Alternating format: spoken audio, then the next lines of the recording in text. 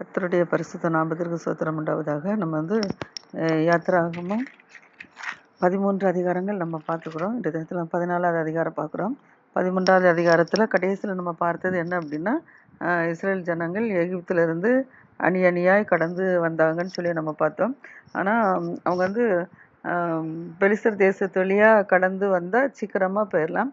ஆனால் பெலிஸ்தர் தேசத்து வழியாக வந்தால் இஸ்ரேல் ஜனங்கள் எகிப்தியர்கள் இஸ்ரேல் ஜனங்களோடு யுத்தம் பண்ண வந்துடுவாங்க. யுத்தத்தை கண்டு பயந்து என்ன செஞ்சுருவாங்க, அவங்க திரும்பி போயிடக்கூடாது அப்படிங்கிறதுக்காக தான் கர்த்தர் சமுத்திரம் வழியாக கடந்து வர வச்சுருக்கிறாரு. ஏன்னா சமுத்திர வழியாக கடந்து வந்தால் அவங்கள என்ன செஞ்சிடலாம், மூழ்கி அடிச்சிடலாம் அப்படிங்கிறதுக்காக வேண்டிதான் சமுத்திர வழியாக உங்களுக்கு பாதுகாப்பு வந்தால் தான் உங்களுக்கு பாதுகாப்புன்னு சொல்லி கர்த்தர் சமுத்திர வழியாக கொண்டு வராருன்னு சொல்லி பார்த்தோம். மோசே யோசேப்பு தன்னுடைய எலும்புகளை கொண்டு போச்சுனால மோசே யோசேப்புடைய எலும்பையும் கொண்டுட்டு வந்தாருன்னு சொல்லி பார்த்தோம். இஸ்ரேல் ஜனங்களுக்கு கர்த்தர் நினைச்சினார், பகலில் மேகஸ்தம்பம் இரவில் அக்கினி ஸ்தம்பத்தினால் அவர்கள் வழிநடத்து கொண்டு வராருன்னு சொல்லி நம்ம பார்த்தோம். அவங்க இப்போ எகிப்தில் கோசேர் நாட்டில் ராமசேஸ் இடத்துலேருந்து புறப்பட்டு சுக்கோத்துக்கு வராங்க. சுக்கோத்துலேருந்து ஏத்தாம் என்ற இடத்துலேருந்து நினைச்சிறாங்க பாளையம் இறங்கி இருக்கிறாங்கன்னு சொல்லி பார்த்தோம். இப்போ 14வது அதிகாரத்தில் கர்த்தர் மோசே நோக்கி சொல்கிறாரு, நீங்கள் திரும்பி என்ன செய்யுங்க, மிக்தோலுக்கும் சமுத்திரத்துக்கும் நடுவே பாகால் சேபருக்கு முன்பாக இருக்கிற ஈரோத்து பள்ளத்தாக்கின் முன்னாடியில் நீங்கள் என்ன செய்யுங்க, பாளையம் இறங்குங்க அப்படின்னு சொல்கிறாரு. பாளையம் இறங்க சொல்லி இஸ்ரேல் புத்திரருக்கு நீ சொல்லு அப்படின்னு சொல்லி மோசேட்ட கர்த்தர் சொல்கிறாரு. அந்த முன்னாடியில் பாளையம் இறங்கணும்.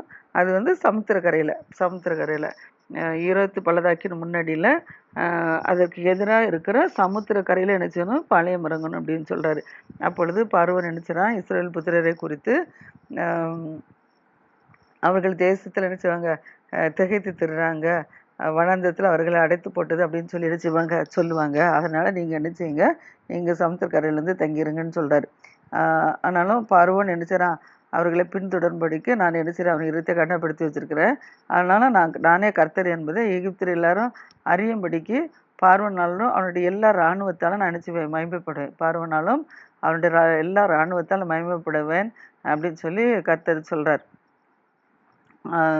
ஜனங்கள் அப்போ பார்வோன் நினைச்சிறான், ஜனங்கள்லாம் ஓடி போயிட்டாங்கன்னு சொல்லி இப்போ தான் எகிப்தின் ராஜாவுக்கு அறிவிக்கப்படுது. இவங்க எல்லாம் வழியிடமாக பொண்ணிடமெல்லாம் கேட்டுட்டு வந்தாங்க.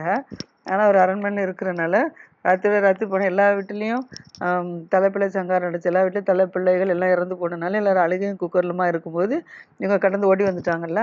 அதனால் இப்போ தான் என்ன செய்யுது, பார்வோனுக்கு இஸ்ரேல் ஜனங்கள் நம்மளை விட்டு கடந்து போயிட்டாங்க அப்படின்னு சொல்லி பார்வோன் கேள்விப்பட்ட உடனே பார்வோன் சொல்கிறான், பார்வோன்னு அவனுடைய ஊழியக்காரங்களும் சொல்கிறாங்க, நம்ம அவங்கள விட்டது எப்படி, அவங்க நமக்கு வேலை செய்வாங்களே, இப்போ அவங்க வேலை செய்ய விடாமல் அவங்கள நம்ம எப்படி போக விட்டது, இது என்ன காரியம் அப்படின்னு சொல்லி பார்வோனும் அவனுடைய வேலைக்காரங்களும் நினைச்சாங்க சொல்கிறாங்க, ஊழியக்காரங்களும் சொல்கிறாங்க. ஏன்னா இப்போ வேலை செய்ய ஆள் இல்லைல்ல, அதனால் அப்படி சொல்லிட்டு இருக்கிறாங்க.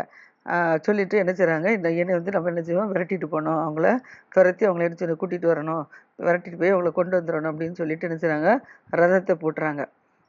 ரதத்தை பூட்டி ரதத்தில் எத்தனை பிரதானமான 600 ரதங்கள் எகிப்தில் உள்ள மற்ற சகல ரதங்கள் எல்லாவற்றிலும் அதிபதிகளாக வீரரையும் என்ன செஞ்சுறாங்க, கூட்டி கொண்டு போகிறாங்க. பிரதானமான 600 ரதம், எகிப்தில் உள்ள மற்ற சகல ரதங்கள், எல்லாவற்றிலும் அதிபதிகளான வீரர்களையும் கூட்டி கொண்டு என்ன செய்கிறாங்க, இஸ்ரவேலரை இன்னும் தொடர்ந்து போகிறாங்க. ஏற்கனவே 10 வாதம் கொடுத்துட்டாரு. 10 வாதம் கொடுத்தும் அவங்க என்ன செய்யல, இன்னும் திருந்தாதபடிக்கு இஸ்ரேல் ஜனங்கள் நமக்கு வேணும், வேலை செய்யக்கு வேணும் அப்படின்னு சொல்லி திரும்பவும் தொடர்ந்து வராங்க. இதே இது இப்படி தொடர்ந்து வர்றது நிச்சயமாக அவங்க பெலிஸ்தர் தேசத்து வழியாக போனால் நிச்சயமாக பிடிபட்டுருவாங்க. அவங்க யுத்தத்துக்கு வராங்கன்னு சொல்லி பயந்து போய் நினச்சிடுவாங்க, திரும்பி போயிடுவாங்க. அதுக்கு தான் கர்த்தர் ஞானமாக நினச்சிறாரு, அந்த வழியாக போக விடாதபடிக்கு கடல் வழியாக செங்கடல் வழியாக கொண்டு வரார். இப்போ கடலில் என்ன நடந்துச்சுன்னு சொல்லி பார்ப்போம். கடலில் இஸ்ரவேலர்களுக்கு எப்படி காப்பாற்றப்பட்டாங்க, எகிப்தியர்கள் எப்படி அழிக்கப்பட்டாங்கன்னு சொல்லிட்டு நம்ம பார்ப்போம். இப்போ அவங்க என்ன செய்கிறாங்க, எகிப்து ராஜா பார்வோன் இருத்து கருத்தை கடினப்படுத்தினால இஸ்ரேல் புத்திரரை பின்தொடர்ந்து வராங்க. இஸ்ரேல் புத்திரர் இருக்கிறாரு பலத்த கையினால் புறப்பட்டு போயிட்டுருக்காங்க. எகிப்தியர் பார்வோனுடைய சகல குதிரைகளோடும் ரதங்களோடும் அவனுடைய குதிரை வீரரோடும் சேனைகளோடும் இஸ்ரேலர் என்ன செய்கிறாங்க, தொடர்ந்து வந்துட்டுருக்குறாங்க எகிப்தியர்கள். இப்போ சமுத்திர தண்டையில் என்ன செய்கிறாங்க, பாகால் செபனுக்கு எதிராக இருக்கிற ஈரோத் பள்ளத்தாக்கில் முன்னாடியில் அவங்க என்ன செய்கிறாங்க, பாளையம் இறங்கி இருக்கிறத நம்ம பார்த்தோம். அந்த சமுத்திர தண்டையில் பாகால் பாகால் சீமனுக்கு எதிராக இருக்கிற அந்த ஈரத் பள்ளத்தாக்குல பாளையம் இறங்கிறத கண்டு இப்போ அவங்க பக்கத்தில் என்ன செய்கிறாங்க, எகிப்தியர்கள் இந்த சேனைகளோடு என்ன செய்கிறாங்க, புறப்பட்டு வந்துட்டாங்க. வந்தோடனே இப்போ பார்வோன் என்ன செய்கிறான், பக்கத்தில் வந்ததை இப்போ இஸ்ரேல் புத்திரர் என்ன செய்கிறாங்க, கண்களை எடுத்து பார்க்குறாங்க. ஐயோ, பார்வோன் தன்னுடைய ரதங்களோடும் சரி குதிரைகளோடும் ரதங்களோடும் யுத்தத்துக்கு வரானேன்னு சொல்லி பயந்து போய் இப்போ இஸ்ரேல் என்ன செய்கிறாங்க, இஸ்ரேல் ஜனங்கள் என்ன செய்கிறாங்க, மிகவும் பயப்படுறாங்க. பயந்து என்ன செய்கிறாங்க, இப்போ கர்த்தரை நோக்கி என்ன செய்கிறாங்க, கூப்பிடுறாங்க. கர்த்தரை நோக்கி பயப்படுறாங்க. பயந்தோடனே கர்த்தர் சொல்கிறாரு, இப்போ பயப்படுறாங்க. பயந்தது மாத்திரமில்லை, ஜனங்கள் இப்போ மோசையை பார்த்துட்டு என்ன சொல்கிறாங்க, கர்த்தரை நோக்கி கூப்பிடுறாங்க பயந்து. ஆனாலும் மோசையிட்ட கேட்குறாங்க, எங்களுக்கு எகிப்தில் பிரேத குழி இல்லைன்னு சொல்லியா எங்களை நீ அழைச்சிட்டு வந்தீரு, எங்களை வனாந்திரத்தை சாகடிக்கவா எங்களை அழைச்சிட்டு வந்தீங்க, நீங்கள் எங்களுக்கு அழைச்சிட்டு வராமல் இருந்தால் நாங்கள் அங்கே எகிப்தியருக்கு நாங்கள் அடிமை வேலை செஞ்சுக்கிட்டு நாங்கள் அங்கேயே நாங்கள் செத்தா கூட பரவாயில்ல, நாங்கள் அங்கேயே இருந்திருப்போமே, எங்களை இப்படி வனாந்திரத்தில் எங்களை கொண்டு வந்து எங்களை சாகடிக்கிறதுக்கு கூட்டி, ஏன்னா அவங்க வந்து கிட்ட நெருங்கி வந்துட்டாங்கல்ல, அதனால் இங்கே வந்து நம்மளை நினச்சிட்டாங்க இவங்க சாகடிச்சிடுவாங்கன்னு பயம் இருக்குல்ல. அதனால் சில ஜனங்கள் சொல்கிறாங்க, நாங்கள் அங்கேயாவது நாங்கள் வேலை செஞ்சுட்டு இருந்திருப்போம், இப்படி எங்களை வனாந்திரத்தில் கொண்டு அவர்கள் மூலமாக எங்களை சாகடிக்கிறதுக்கு எங்களை கொண்டு வந்துட்டீங்களே அப்படின்னு சொல்லி ஜனங்கள்லாம் நினச்சிறாங்க மோசைகிட்ட சொல்லிட்டு பயப்படுறாங்க. அப்போ மோசை சொல்கிறாரு, நீங்கள் பயப்படாதாங்க, நீங்கள் நின்று கொண்டு இன்றைக்கு கர்த்தர் உங்களுக்கு செய்கிற ரட்சிப்பை நீங்கள் என்ன செய்யுங்க, பாருங்கள், இன்று கண்ட எகிப்தியனை நீங்கள் என்றுமே காண மாட்டீங்க, என்று நீங்கள் எகிப்தி காண்டுட்டீங்க, இனி நீங்கள் என்னமே காண மாட்டீங்க, கர்த்தர் உங்களுக்காக யுத்தம் பண்ணுவார், நீங்கள் என்ன செய்யுங்க, சும்மா இருங்க அப்படின்னு சொல்கிறாங்க. அப்படி சொல்கிறாங்க. இப்போ கர்த்தர் என்ன செய்கிறார், மோசனைக்கு சொல்கிறாரு, நீ என்னிடத்தில் முறையிடுறது என்ன, புறப்பட்டு போங்க அப்படின்னு சொல்கிறார். ஏன்னா இப்போ அங்கே பாளையம் இறங்கி இருக்கிறாங்க, தங்கி இருக்கிறாங்க, போகலை. இப்போ அவங்க கிட்ட நெருங்கி வந்துட்டாங்க. கிட்ட நெருங்கி வந்தோன்னா இனி அவங்களுக்கு தப்பிக்க வழி இல்லை. அதனால் அங்கே செங்கடல், இங்கே பார்வோன் சேனை புறப்பட்டு வருது. அப்போ எங்கே போக முடியும், அதனால இவங்க பயந்துட்டுருக்குறாங்க. அதனால் மோசே அவங்கள சொல்கிறான், கர்த்தர் நமக்காக யுத்தம் பண்ணுவார், நீங்கள் அவங்கள கண்டு என்ன செய்ய வேண்டாம், பயப்பட வேண்டாம் அப்படின்னு சொல்லி சொல்கிறான்.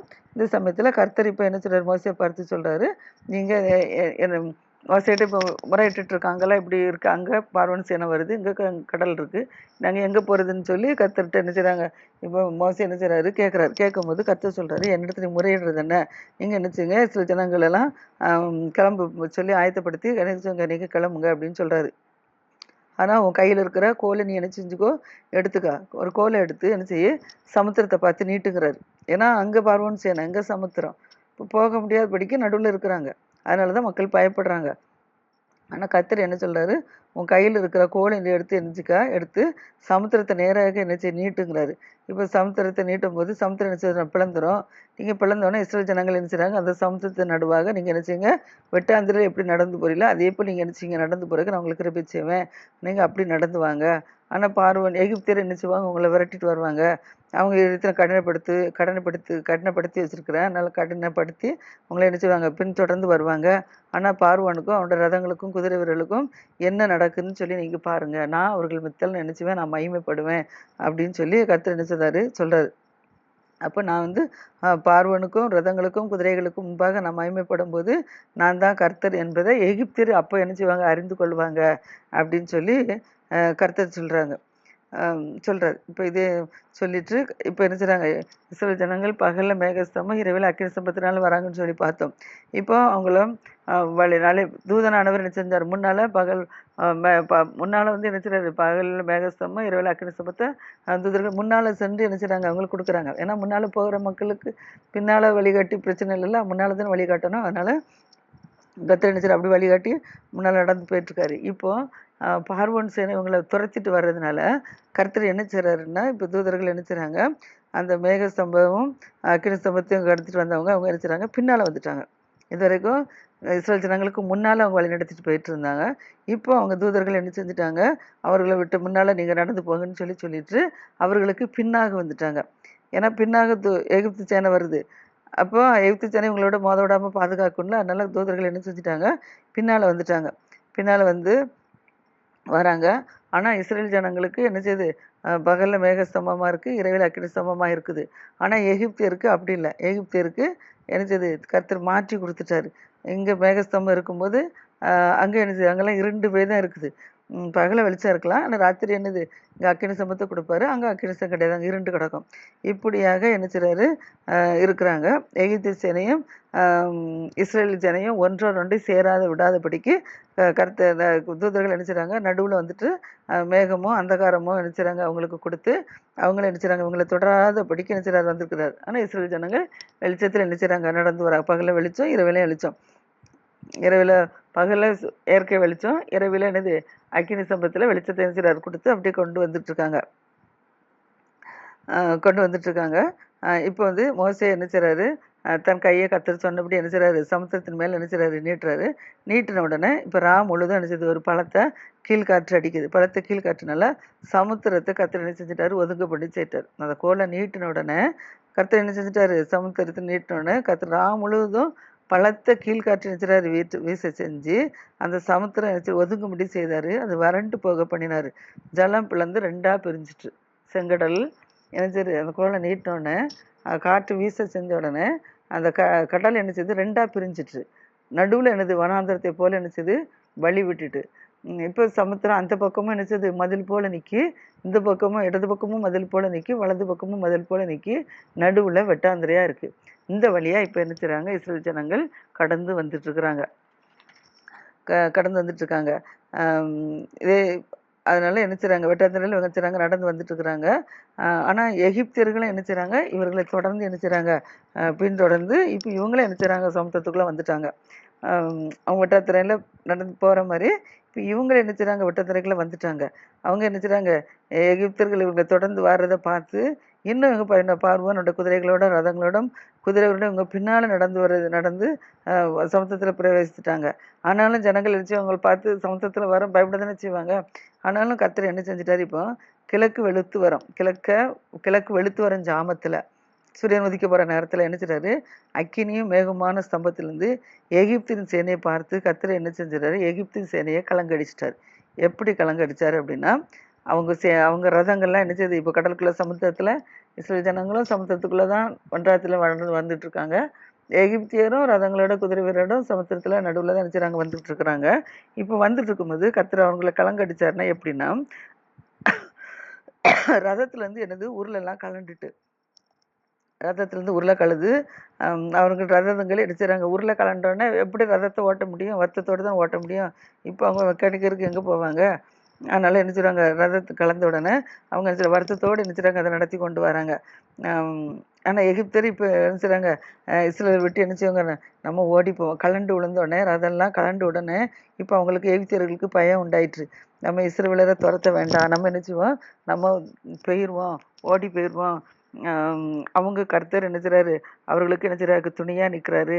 துணையாக நின்று நம்மளோட என்ன செய்றாரு, யுத்தம் பண்ணுறாரு. அதனால தான் நம்ம ஊர்ல என்ன செய்யுது கலண்டுட்டு வந்துட்டு, அதனால நம்ம என்ன செய்வோம், நம்ம போயிடுவோம் அப்படின்னு சொல்லி என்ன செய்றாங்க பேசிட்டு இருக்கிறாங்க. இந்த சமயத்தில் கர்த்தர் மோசே நோக்கி சொல்றாரு. ஏன்னா அவங்க திரும்பி போயிடக்கூடாதுல்ல, திரும்பி போகிறேன்னு சொல்லிட்டு இருக்காங்க. திரும்பி போயிட்டாங்கன்னா ஒன்றும் இல்லை, அந்த கர்த்தர் அவங்கள தான் நான் மகிமைப்படுவேன்னு சொல்லிட்டாருல, குதிரை வீரர்களோடும் ரதங்களோடு வரும்போது நான் மகிமைப்படுவேன், அப்போ தான் நான் யாருன்னு சொல்லி அவங்க அறிந்து கொள்வாங்கன்னு சொல்லி கர்த்தர் சொல்லியிருக்கிறாருல. அதனால் இப்போ கர்த்தர் என்ன சொல்கிறாருன்னா, மோசையை பார்த்து சொல்கிறாரு, உன் கையை நீ என்ன செய்ய, சமுத்திரத்தின் மேலே நீ என்ன செய்ய நீட்டு அப்படிங்கிறாரு. சமுத்திரத்தின் மேலே நீட்டுறாரு. உடனே இப்போ நீட்டின உடனே என்ன செய்யணும்னா, விடிய காலத்தில் சமுத்திரம் என்ன செய்யுது, பலமாய் திரும்பி வந்துச்சான். பலமாக திரும்பி வந்தோடனே எகிப்தியர் அதுக்கு எதிராக இப்போ ஓடுறாங்க, பயந்து போய் என்ன செய்றாங்க ஓடுறாங்க.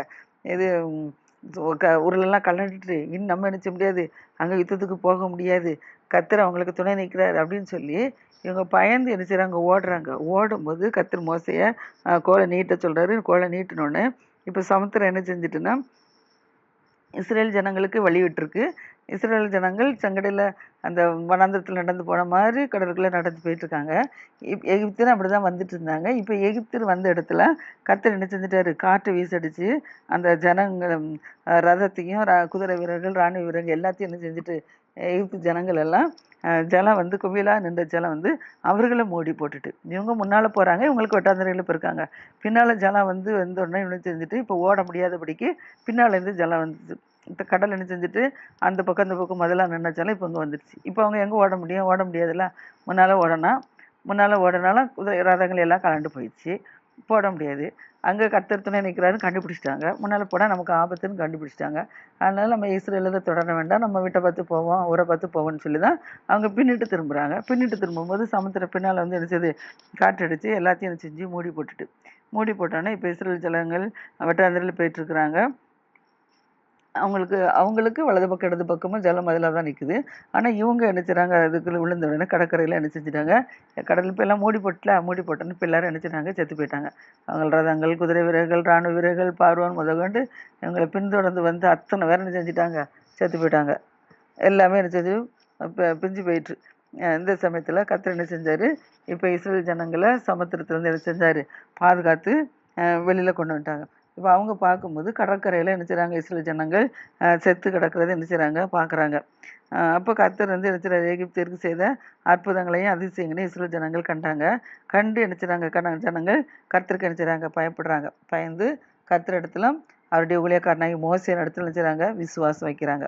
பயம் இருக்குல்ல, இதே இது அவங்க பெல்ச தேசத்துலேயே வந்தால் நிச்சயமாக அவங்க என்ன செய்வாங்க, அவங்கள கண்டு என்ன செய்கிறாங்க, பயந்து போய் அவங்களுக்குள்ளே அடிபடிஞ்சு போயிருப்பாங்க.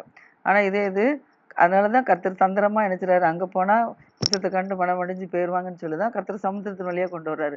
இப்போ சமுத்திரத்தின் வழியானா அங்கேனா திரும்ப கானானுக்கு வர முடியாது, கடத்தி கொண்டு போயிடுவார். இப்போ நான் கானானுக்கு வர்றதுக்கு கர்த்தர் கடத்தி கொண்டு வர்றதுக்கு வர ஆரம்பிச்சிட்டார்ல. அதனால இப்படி தான் என்ன செய்றாரு கர்த்தர், அந்த எகிப்தியர்கள் எவ்வளோ தான் இஸ்ரேல் ஜனங்களை அடிமைப்படுத்தினாலும் கர்த்தர் அவங்கள்ட்ட முறையிடுதலை கேட்டு அவங்கள எடுத்து செஞ்சார். இந்த இக்கட்டான சூழ்நிலையிலையும் கர்த்தர் என்ன செஞ்சார், அவங்கள பாதுகாத்தார். 10 வாதை அங்கே அனுப்புனார், இவங்களுக்கு ஒரு வாதையும் கிடையாது. அடுத்தபடியாக அதை கண்டும் பார்வோன் இதயம் கடினப்பட்டதுனால இப்போ கர்த்தரை அழைச்சிட்டு வர வச்சாங்க. தலை பிரச்சனை எல்லாரும் அழுதுட்டு இருக்கும்போது எங்களை தன்னால் விரட்ட விடான்னு சொல்லி விரட்டப்பட்டு வந்துட்டு இருக்க நேரத்தில் இப்போ என்ன செய்றாங்க, வராங்க. அப்படியும் பின்தொடர்ந்து என்ன செய்றாங்க, வராங்க பாருங்க. அப்போ கர்த்தர் மோசே சொல்றாரு, நீங்கள் சும்மா இருங்க, இன்றைக்கு உங்களுக்கு செய்ய ரட்சிப்பு நீங்கள் நின்று கொண்டு பாருங்கள், கர்த்தர் நமக்கு யுத்தம் பண்ணுவான்னு சொன்னபடி யுத்தம் பண்ணி ஜெயிச்சிட்டாங்க. இதே போல தான் நாம் என்ன செய்வோம், இது வரைக்கும் நம்ம எவ்வளோ கஷ்டத்தில் பட்டுருக்கோம், நமக்கு எவ்வளோ இப்படி பிலிசினிய கட்டுகள் நமக்கு தொடர்ந்து கொண்டு வருது, நமக்கு எதிராக ஏன் மக்கள் இப்படி செயல்பட்டுருக்காங்க, வேலை பார்க்குற ஸ்தலத்துலேயோ பிரச்சனைகள் இருக்குது, குடும்பத்தில் பிரச்சனை, அப்படி ஏதாவது பலவிதமான சோதனையில் நினச்சோம் நம்ம அகப்பட்டு ஏன் எனக்கு இந்த இது நான் கர்த்தருடைய பிள்ளையாக தானே இருக்கிறேன், நான் பைபிள் வாசிக்கிறேன், ஜெபிக்க ஆலயத்துக்கு போகிறேன், ஆனாலும் எனக்கு ஏன் இது அப்படின்னு சொல்லி நினச்சிடுவாங்க, கொஸ்டின் நம்ம கேட்டுக்கொண்டு இருப்போம். ஆனால் இப்படி தான் நினச்சாங்கன்னா, எப்படி இஸ்ரேல் ஜனங்களுக்கு விரோதமாக எகிப்தியர்களை அவங்களை கொடுமைப்படுத்தணும், அடிமைப்படுத்தணும்னு சொல்லி நினச்சாங்களோ, ஆனாலும் இவங்க முறையிடுதலை கர்த்தர் கேட்டு மோசேயாரனை அனுப்பி எப்படி விடுவிச்சாரோ அதே போல் விடுவிச்சு கொண்டு வந்திருக்காரு. அப்படியும் பாருங்கள், சங்கடத்தில் கொண்டு வரும்போது கர்த்தர் என்ன செஞ்சார், தூதனை அனுப்பி என்ன செஞ்சார், இவங்கள பாதுகாத்தார். இதே போல தான் நம்ம நம்ம வந்து கலங்காதபடிக்கு நிச்சயமாக கர்த்தர் மேல் நிச்சயம் விசுவாசமாக இருக்கணும். நிச்சயமாக எப்படி இஸ்ரேல் ஜனங்கள் நான் கடைசியில் அவங்க சமூகத்தில் அழிஞ்சு போன உடனே கர்த்தரிடத்துலையும் மோசேனிடத்துலையும் விசுவாசம் வைத்தார்கள்னு சொல்லி பார்க்குறோம் பார்த்தீங்களா. இதே போல் நம்ம என்ன செய்யணும், கர்த்தர் மேலே இந்த நம் கர்த்தர் மேலும் ஊழியக்காரங்க மேலே நம்ம என்ன செய்யணும், விசுவாசம் வைக்கணும். நம்ம கர்த்தர் ஊழியக்காரங்க விசுவாசம் வைக்கும் போது ஊழியக்காரங்க நமக்காக தாங்கி ஜெபிப்பாங்க. கர்த்தர் நமக்காக என்ன செய்வார், நமக்காக அவர் வேண்டுதல் பண்ணுவார், பெருமிச்சோடு வேண்டுதல் பண்ணுவார்.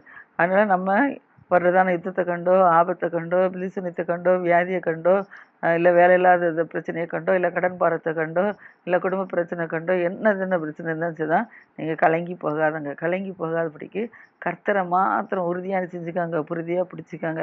ஏசாயா 26:1 படி உண்மை உறுதியாய் பெற்றுக்கொண்ட மனதையுடையவன் உண்மையை நம்பியிருக்கிறபடியால் நீர் அவனை பூரண சமாதானத்துடன் காத்துக்கொள்வீர்னு சொல்லி ஏசாயா 26:1 இருக்குது.